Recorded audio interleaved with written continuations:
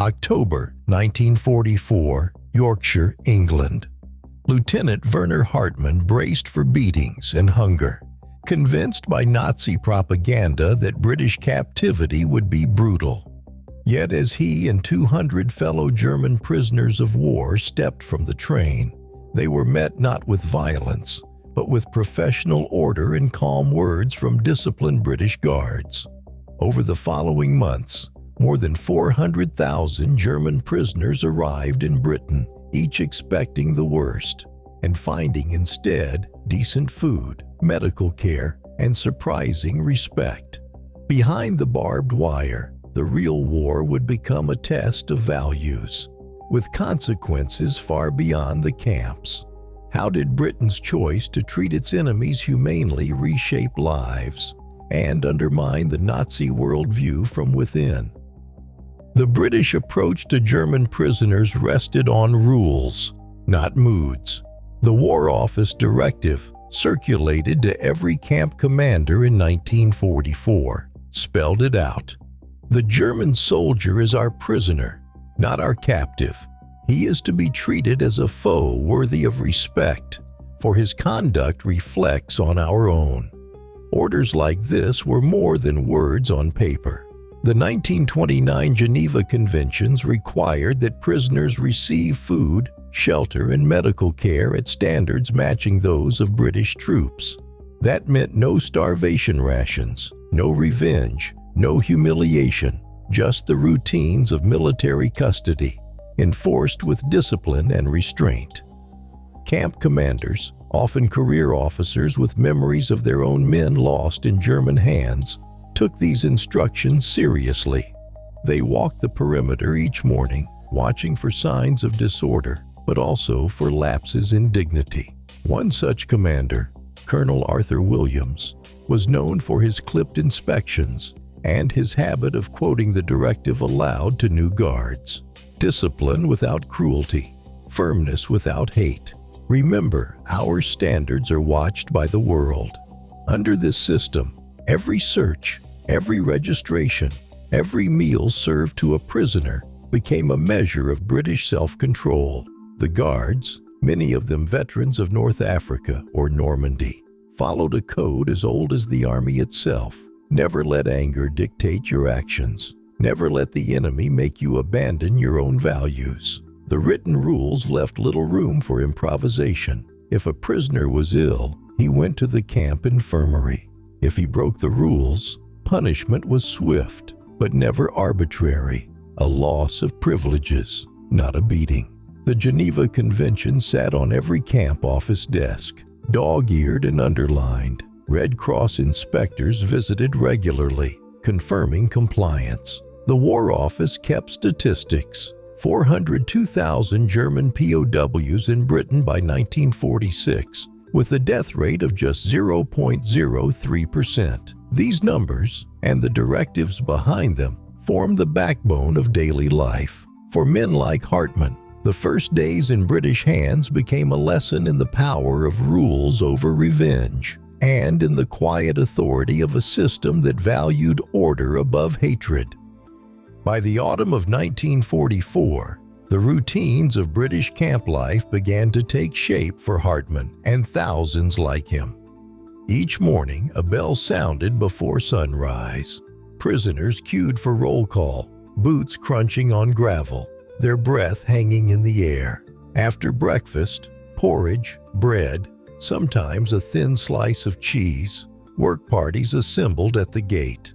By mid-1945, about 70,000 German prisoners of war labored on British farms. Hartmann's group was sent to a dairy outside York, where the landowner, Mr. Ashcroft, met them at the fence. He was a tall man with weathered hands and a habit of speaking plainly.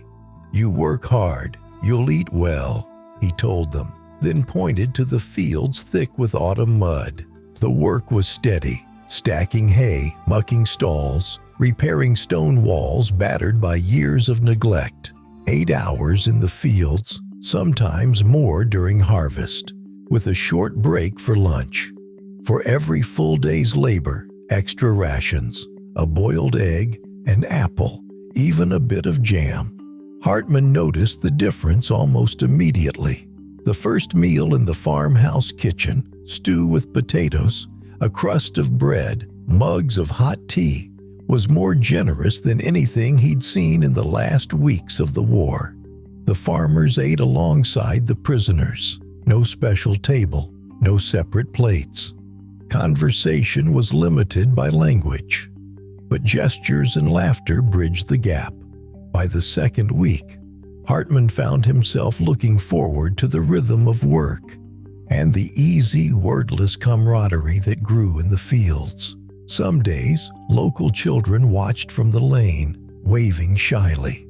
On Sundays, a Methodist minister visited, inviting prisoners to join the village for worship. In December 1946, 60 prisoners of war were welcomed into British homes for Christmas dinner, a gesture that stunned many, accustomed to suspicion and enmity. Hartman's own invitation came from the Ashcrofts. He sat at their table, passing roast potatoes to the youngest daughter, listening to carols sung in careful English.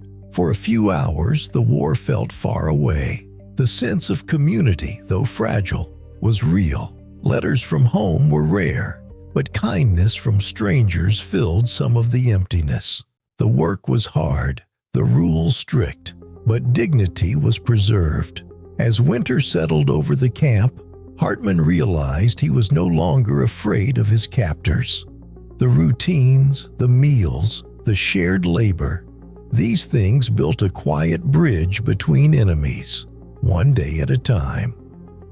Hartman's health failed just as the first frost settled over the camp. Fever, chills, then relentless coughing, pneumonia, the British doctor said.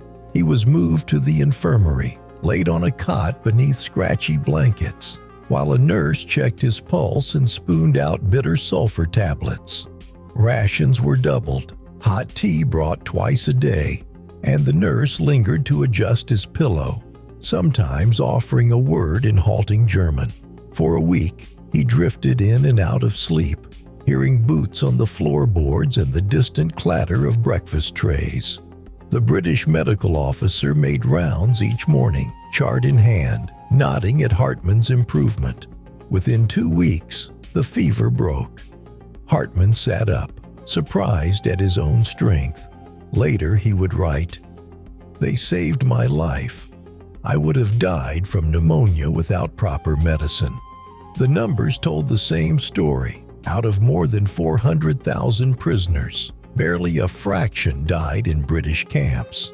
Survival here was not a matter of luck, but of policy, and for Hartman, the beginning of gratitude. By the second winter, a new battle was taking shape inside the wire, one fought not with rifles, but with words and loyalties. British officers, convinced that democracy could be taught as well as enforced, introduced a quiet campaign of re-education. Selected prisoners received invitations to Wilton Park, a country house turned college, where lectures on history and politics replaced roll call and work detail. In the camps, newspapers like Der Ruf circulated from bunk to bunk, their pages filled with arguments about freedom, justice, and the collapse of old certainties. Hartman read them in silence, his mind restless. He was classified as gray, neither loyalist nor rebel, allowed access to the library but watched for signs of trouble. Not everyone welcomed these new ideas. Black-graded diehards, their loyalty to Hitler unbroken, formed tight knots in the barracks, whispering threats and keeping lists. When a prisoner was found dead, strangled in his bunk after speaking too freely, the message was clear. Ideology could still kill, even here.